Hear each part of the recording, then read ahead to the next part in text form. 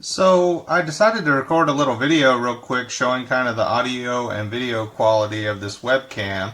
Bought a cheapy one previously that didn't work very well. The audio was pretty terrible. This one seems to work quite a bit better. I don't want to record myself, so I'm just hiding behind the camera here, but you can see me kind of boxing up some stuff in one of my spare rooms. Here's my hand, and you can kind of see, like, in terms of, focus and speed, seems to be doing okay. But this is after I tuned a little bit of the settings, got the brightness turned up a little bit and whatnot.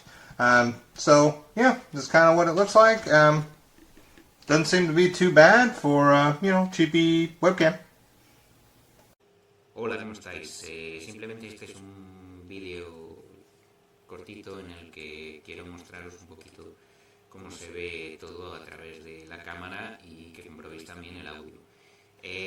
Como se puede observar, la verdad es que la calidad de imagen es muy alta, Full HD, y la calidad del sonido también es muy buena y destaca bastante.